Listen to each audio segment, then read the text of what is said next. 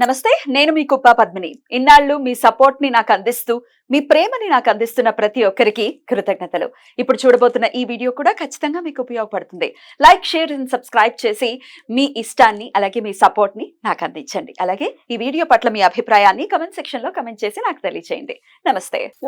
Welcome to our channel. నేను పద్మిని. ప్రస్తుతంతో పాటు ప్రముఖ ఆధ్యాత్మికవేత్త, ఆస్ట్రోన్యూమరాలజిస్ట్, ఎనర్జీ వాస్తు స్పెషలిస్ట్, శ్రీ విద్య ఉపాసకురాలు శ్రీమతి జయప్రద గారు మనతో పాటు ఉన్నారు. మాట్లాడదాం. నమస్కారం అండి. నమస్తే అమ్మా. శ్రీమాత్రే నమః. బాగున్నారా జయప్రద గారు? తల్లి నేను బాగున్నానండి. Thank you. బోర్డు మీద ఆల్రెడీ రాశారు డిసెంబర్ మాస ఫలితాలు వచ్చేస్తోంది. డిసెంబర్ మాసం ఎంత ఫాస్ట్ గా పరిగెడుతున్నాయి రోజులు, వర్ణనాతీతం. చాలా ఫాస్ట్ గా. నవంబర్ అయితే ఇంకా ఫాస్ట్ గా వెళ్ళిపోయింది. కార్తీక మాసం కదా, మనం ఆ భక్తి పారవస్యంలో ఉన్నా వెళ్ళిపోయింది అలాగా. చక్కగా పొద్దున్న లేవడం, స్నానాలు చేయడం, గుళ్ళకి వెళ్ళడం, దీపాలు పెట్టడం, రావడం, ఇంటికి రావడం, అసలు ఎప్పుడు తెలియదు ఎప్పుడు పడుకున్నాం అని తెలియకుండా చాలా చక్కగా. రైట్. ఇక ధనుర్మాసం మొదలు కాబోతోంది. డిసెంబర్ మాసం కూడా 1వ తారీఖు నుంచి మళ్ళీ నెక్స్ట్ ఇయర్ ఫస్ట్ వరకు కూడా ద్వాదశ రాశుల వాళ్ళకి ఎలా ఉంటుందో చెప్పబోతున్నారండి. తప్పకుండా చెప్పాలి, తప్పకుండా. ఎందుకంటే ఈ డిసెంబర్ మాసం చాలా మందికి అన్ని విధాలా బాగుంటుంది అని అనుకోవాలి ఇప్పుడు. ఎందుకంటే కార్తీక మాసము ప్లస్ మార్గశిర మాసము, ధనుర్మాసం, ఈ 3 మాసాలు ఎప్పుడు ఏంటంటే ఎంత టైం ఉన్నా అసలు ఏ పని ఉన్నా అసలు ఏం గుర్తుండదు. ఎన్ని ప్రాబ్లమ్స్ ఉన్నాయి, ఎన్ని కష్టాలను గుర్తుండవు. ఎవరికి వారికి భగవంతుడి దగ్గరికి వెళ్ళాలి, సేవ చేయాలి, ఈ పూజ చేయించుకోవాలి, ఈ దీపం వెలిగించి రావాలి అనే ఆలోచనలే ఉంటాయి. కనుక ఈ రాశి ఫలాల్లో ఉండే గ్రహ సంచారం అనేది కాస్తంత ఇబ్బంది పెట్టినా అది ఎవరికి తెలియకుండా వెళ్ళిపోతుంది. అదొక దేవుడు ఇచ్చిన మనకు వరం. భగవంతుడు ఎప్పుడు ఏదో ఒక మనిషికి వరం ఇస్తూనే ఉంటాడు. మనం అది గుర్తించుకోవాలి. అది గుర్తించకపోవడం వల్ల ఇబ్బంది. మాస ఫలితాల్లో ఎలా ఉంది ఈ మాసం అంటే అందరికీ సుమారుగా కొంచెం బాగుంది, కాస్తంత ఇబ్బంది ఉంది. అయితే బాగున్నా ఇబ్బంది ఉన్నా అందరూ దేవాలయానికి వెళ్ళడం, దర్శనం చేసుకుని ఏదో రూపంలో స్వామివారి దర్శనం చేసుకుంటూ అసలు దీపం పెట్టడానికో పూజ చేయడానికో వెళ్తూ ఉంటాం కనుక ఈ అనుగ్రహం మనకి ఆ స్వామివారి దగ్గరికి వెళ్ళడం వల్ల అనుగ్రహం మనకి చక్కగా ఉంటుంది. అయితే గోచారంలో ఈసారి ఉన్న గ్రహస్థితి మనకి చూసుకుందాం తప్పకుండా. సో వృషభ రాశిలో గురువు వక్రించి ఉన్నాడు, కర్కాటక రాశిలో కుజుడు ఉన్నారు, తర్వాత కన్యా రాశిలో కేతు, తర్వాత మనకి వృశ్చిక రాశిలో రవి బుధులు కలిసి ఉన్నారు, తర్వాత మనకి మకరం రాశిలో శుక్రుడు. ఇదొక గొప్ప యోగం. ఈ మాసంలో ఈ మకర రాశిలో శుక్రుడు రావడం అనేది చాలా రాశుల వాళ్ళకి కొంచెం యోగంగా అనిపించవచ్చు, బాగుంటుంది కూడా వాళ్ళకి. తర్వాత కుంభరాశిలో శని భగవానుడు, మీన రాశిలో రాహు. ఈ కాంబినేషన్స్ అన్ని మనకి శని భగవానుడు, రాహు అయితే ఎప్పటి నుంచో ఉన్నారు. సో ఈ కాంబినేషన్స్ లో ఏంటంటే గురువు వక్రించి ఉండడం వల్ల కొన్ని లాభాలు ఉన్నాయి కొంతమందికి, కొంతమందికి ఇబ్బందులు ఉన్నాయి. శని భగవాన్ వక్రగతి నుంచి నార్మల్ స్థితికి వచ్చినందుకు కొంతమందికి చాలా హ్యాపీగా ఉంది, కొంతమందికి కాస్త మళ్ళీ ప్రాబ్లమ్ స్టార్ట్ అవుతుంది. సో మనం ఎవరెవరికి ఎలా ఉందో మనం ఈ విషయాలు తెలుసుకుంటూ వాటికి పరిహారం చేసుకో. ఏం లేదు, మనం ప్రతి విషయాన్ని భయపడట్లేదు. ఇది ఇలా ఉంది కనుక మనం పరిహారం చేసుకుంటూ నామస్మరణ చేసుకుంటూ భగవంతుని మించిన శక్తి అయితే ఎవ్వరికి ఏది లేదు. ఆయన దగ్గర పూజా పునస్కారం, జపము, అనుష్ఠానం చేసిన వాళ్ళకి ఆయనే కాపాడతారు. గ్రహాలు మనం ఏమి చేయవాలి, తప్పకుండా. అది నేను నమ్ముతాను 100%. తప్పకుండా. సో ఖచ్చితంగా ఏ రాశి వాళ్ళకి ఏ ప్రాబ్లం ఉన్నా వాళ్ళు సాల్వ్ చేసేసుకోవచ్చు, ఇబ్బంది ఏమో. 15th నుంచి కూడా రవి ధనుసు రాశిలోకి వెళ్ళబోతున్నారు.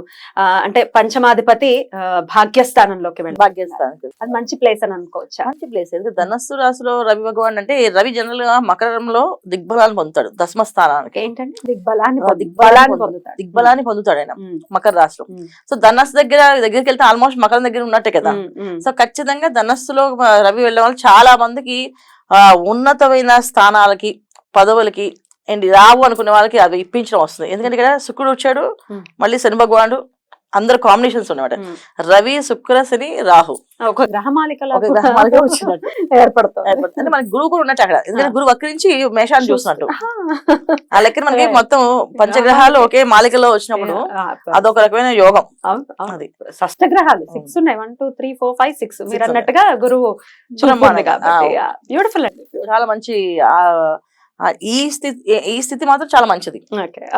మరి దీని రీత్యా మరి ద్వాదశ రాశులు సింహరాశి, మరి సింహరాశి వారికి డిసెంబర్ మాసం ఎలా ఉండబోతున్నాయి? తప్పకుండా సింహరాశి వాళ్ళకి ఈ మాసం మిశ్రమ ఫలితాలు కనిపిస్తున్నాయి. కానీ మరి అంత మిశ్రమ ఫలితాలు అంటే మరి ఏదో ఇబ్బంది పడే లక్షణాలు అయితే ఏం లేవు. కానీ చూడడానికి అన్ని బాగున్నట్టుగా అనిపిస్తాయి, ఏది పనులు అవ్వవు. ఆర్థిక పరమైన కొంచెం ఇబ్బందులు, తర్వాత ఉద్యోగ విషయంలో కాస్తంత అన్కంఫర్టబుల్ జాబ్ ఉంటుందా ఉండదా, తీస్తామా ఉంచుతామా అనే ఒక అన్ని ఏంటంటే బెదిరింపు కావాల్సి వస్తుంటాయి కదా. అలా బెదిరింపులు అనేవి వీళ్ళకి జరుగుతూ ఉంటాయి తప్ప ఏం ఉండదు, అంత భయపడిన అవసరం లేదు. కన్ఫ్యూజన్, సందిగ్ధ అవస్థ వస్తుంది. కాస్త అవస్థ ఉంటుంది. తర్వాత చాలా మంది కోర్టు విషయాల్లో, కోర్టు సంబంధించిన గొడవలు కానీ, స్టేషన్స్ లో వాటిలో ఇబ్బందులు కానీ ఉన్న వాళ్ళకి కాస్తంత కాల్స్ రావడము, ఇబ్బంది పెట్టడము, తీసుకెళ్ళడం అవి జరుగుతుంటాయి. అది జనరల్గా చిన్న చిన్న కామన్ విషయాలే, కానీ భయం అనేది మనకు కనిపిస్తాయి. కాస్త భయం అనేది జరుగుతుంది. సో ఈ మాసం వీళ్ళు కొంచెం జాగ్రత్తగా ఉండవలసిన విషయాలు ఏంటంటే, వివాహాలు చేసుకునే వాళ్ళు మాత్రమే జాగ్రత్తగా ఉండాలి. సంబంధాలు చూసుకోవడం, పెళ్లిళ్ళు చేసుకోవడం, ముహూర్తాల గురించి కానీ దేనికి పెట్టుకోకుండా ఈ మాసం సింహరాశి వాళ్ళు వివాహాల జోలికి పోకుండా ఉంటే బాగుంటుంది. ఎందుకంటే వివాహ సంబంధాలు వస్తాయి. ఎందుకంటే శని భగవాన్ ఎప్పుడైతే వీళ్ళకి కుంభరాశిలో ఆయన వక్రచారం చేసేసారు కనుక ఒక విపరీతమైన సంబంధాలు రావడము, వివాహాల కోసం వెళ్లకుండా ఉండడం ఉత్తమమైన ఫలితం. రాశాధిపతి వెళ్ళి వృశ్చిక రాశిలో ఉన్నాడు డిసెంబర్ 16 వరకు. తర్వాత నుంచి ఆయన ధనస్సులోకి వెళ్తాడు. సో ధనస్సులోకి వెళ్ళాక కాస్త చూడొచ్చేమో, కానీ మామూలుగా అయితే నాకు నన్నది ఈ మాసం అసలు చేయకుండా ఉండడం మంచిది. కొంచెం శుక్రుడు మారుతాడు. సో పెళ్లి చూపులకి వెళ్ళడం కూడా చేయకూడదు. పెళ్లి చూపులకు వెళ్ళాలి అంతే కదా, అంతే. ఆ ప్రయత్నాలు ఏమి చేయకూడదు. మన పెళ్లి చూపుకి వెళ్ళాక అమ్మాయి నచ్చి చేసుకోవచ్చు, అబ్బాయి నచ్చి చేసుకోవచ్చు. ఒక షష్టమంలో శుక్రుడు అంటే వీళ్ళకి షష్టమ శుక్రుడు ఏంటంటే యోగాన్ని, సంతోషాన్ని ఇస్తాడేమో, కానీ వివాహ విషయంలో ఉండదు. శుక్రుడు ఎప్పుడు కూడా మంచి ప్లేస్ లో ఉండాలి. ఎప్పుడు కూడా మకరంలో శుక్రుడు మంచి కంఫర్టబుల్ కానీ సింహానికి మకరం అనేది అది షష్ఠస్థానం అయింది. అందువల్ల వద్దు. సప్తమ స్థానంలో శని భగవానుడు, వివాహాలు యోగాలు వస్తాయి, బాగుంటుంది. కాకపోతే ఏంటంటే ఎవరో ఒకరు ఆధిపత్యం, వాళ్ళది ఎక్కువ ఆధిపత్యం ఉంటుంది. ఇవాళ రోజు చీటికి మాటికి విడాకులు అంటారు పిల్లలు, ఇంకా వాళ్ళ ఆధిపత్యాలు ఎక్కడ తట్టుకుంటారు. అందుకని వివాహాల జోలికి వెళ్లకుండా మిగతా అన్ని విషయాలు చేసుకోవచ్చు. వ్యాపారాలు, ఉద్యోగాలు అవన్నీ నార్మల్ గా కాస్తంత ఇబ్బందులు పెడుతూ వస్తుంటాయి. ఇబ్బంది ఏం లేదు. వీళ్ళకి ఒకే ఒక లాభమైన స్థానం అంటే గురువు ఒక అనుగ్రహం కావాలి వీళ్ళకి. గురువు ఒక అనుగ్రహం, గురువుని ఎక్కువ పూజించడం, ఎక్కువ దత్తాత్రేయ చరిత్ర పారాయణ చేసుకుంటూ, దత్త చరిత్ర చదువుకుంటూ ఇంట్లో ప్రయత్నం చేస్తాం. బయటికి వెళ్తున్నామంటే దక్షిణామూర్తి నమస్కారం చేసుకుని వెళ్ళాలి. అప్పుడు వీళ్ళకి పనులు అవుతాయి.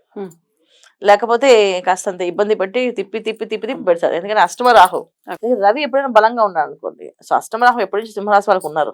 అయితే ఏంటంటే ఇక్కడ రవి వీళ్ళకి బలంగా, రాశాధిపతి బలంగా ఉన్నాడు కనుక ఇబ్బంది లేదు.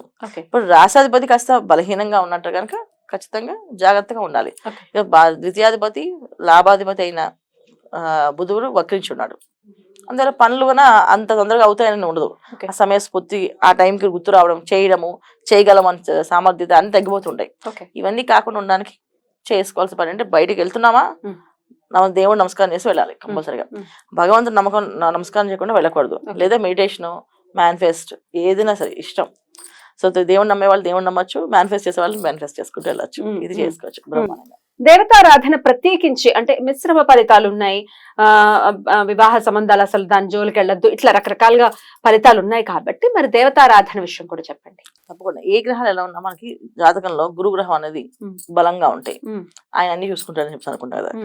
అలాగే ఇంటి పెద్ద ఆయన, మా పెద్ద ఆయన ఉన్నారు కదా, ఆయన చూసుకుంటారని చెప్పి అనుకుంటాం. అలాగే జాతకంలో గురువు ఒక అనుగ్రహం కోసం వీళ్ళు చేయాల్సిన ఆరాధన ఏంటంటే, ఇంట్లో పెద్దవాళ్ళని ఈ మాసంలో ఎటు పరిస్థితుల్లో తోలనాడకూడదు. వాళ్ళు ఏదైనా చెప్పారనుకో, సరే కాస్త ఇబ్బంది పెట్టినా సరేనండి అలాగే చేస్తాం అని చెప్పి వెళ్దాం. ఒకటి ఫస్ట్ పాయింట్. సెకండ్ పాయింట్ వచ్చేసి దక్షిణామూర్తి ఆరాధన. ఇంట్లో దక్షిణామూర్తి నమస్కారం చేసుకుంటూ వెళ్ళడం, ఆయనకి నమస్కారం చెప్పి వెళ్ళొస్తాం స్వామి ఆయన చెప్పి వెళ్దాం. రెండోది. మూడోది, ప్రతి గురువారము దత్తాత్రేయ స్వామి గుడికి వెళ్ళడము, శ్రీపాద వల్లభుల గుడికి వెళ్ళడము, సాయిబాబా గుడికి వెళ్ళడము. అంటే షిరిడి సాయిబాబాని దేవుడే కాదని కొంతమంది అనుకునేవారు. అంటే నేను మాత్రం అందరిని నమ్ముతాను, ప్రతి గురువుని నమ్ముతాను. అందుకని సో షిరిడి సాయిబాబా గుడికి వెళ్ళడం, సత్య సాయిబాబా అంటే సత్య సాయిబాబా ఏదో ఒక గురువుని ఆ గురువు ఆ ప్లేస్ లో గడపడం. అంటే ఆ మందిరంలో కానీ వాళ్ళ ప్లేస్ లో కానీ అలా గడపడం ప్రతి గురువారం చేసుకుంటూ, శనగలు నైవేద్యం పెట్టడము, శనగలు పంచడము, ఇవి చేస్తూ ఉండాలి. కంపల్సరీగా పనులు కొన్ని ఆటంకాలు పడుతున్నాయి, ఆరోగ్య సమస్యలు ఉన్నాయి, ఆర్థిక పరంగా కొంచెం ఇబ్బందులు ఉన్నాయంటే గురువారం పాటు శనగలు చక్కగా నానబెట్టి గోశాలకు వెళ్ళి గోవు దగ్గర చక్కగా కూర్చొని ఆ గోవుకి తినిపించి గోచుడు ప్రదక్షిణాలు చేసి గోవుకి శుభ్రంగా స్నానం చేపించి గోశాలను ఊడిస్తే కొన ఆ పని నుంచి బయటపడతారు. అంటే వాళ్ళ ఆర్థిక పరిస్థితి నుంచి బయటపడే అవకాశం ఉంది. అలా బయటపడాలి. సింహరాశి వాళ్ళు చేసుకోవాల్సిన పరిహారం అలా. అట్లా వాళ్ళు బయటపడాలి. డెఫినెట్ గా ఒక పీస్ఫుల్ మంత్ అవ్వాలి డిసెంబర్ మాసం సింహరాశి వారికి అని మనస్ఫూర్తిగా కోరుకుంటూ కృతజ్ఞతలండి. ఇక నెక్స్ట్ వీడియోలో కన్యా రాశి గురించి తెలుసుకుందాం. నమస్కారం. నమస్తే. శ్రీమాత్రే నమః.